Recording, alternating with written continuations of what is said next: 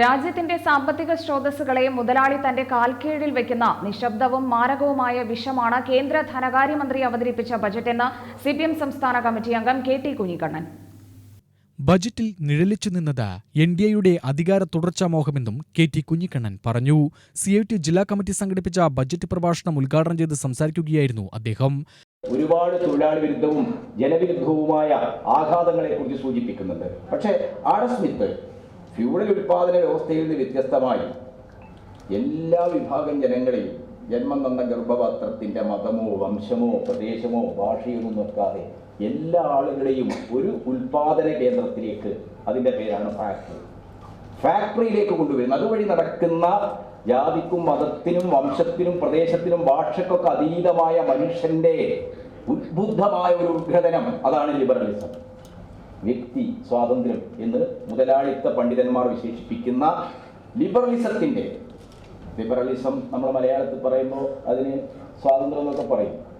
Liberalism വിപണിയിൽ ആരും ഇടപെടാൻ പാടില്ല. അതാണ് ആഡം സ്മിത്ത് പറഞ്ഞത്. കാരണം ആ കാലത്ത് ആഡം സ്മിത്തിന്റെ ഈ 18-ാം നൂറ്റാണ്ടിൽ അദ്ദേഹം വെൽത്ത് ഓഫ് നേഷൻ എഴുതുന്ന കാലത്ത് ലോകത്താകെ, പ്രത്യേകിച്ച് യൂറോപ്പിലാകെ, അന്നത്തെ ലോക യൂറോപ്പാ, മാർസിന്റെ പഠനം വായിച്ചാൽ യൂറോപ്പാണ് പ്രധാനം, യൂറോപ്പാകെ അടക്കി ഭരിച്ചിരുന്നത് പൗരോഹിത്യാധിഷ്ഠിത ഫ്യൂഡൽ രാജാക്കന്മാരായിരുന്നു, ചക്രവർത്തിമാർ. ഉത്തരേന്ത്യൻ സംസ്ഥാനങ്ങളിലൂടെ യാത്ര ചെയ്ത ബജറ്റ് കേരളത്തിലേക്ക് എത്തിനോക്കുക പോലും ചെയ്തില്ല.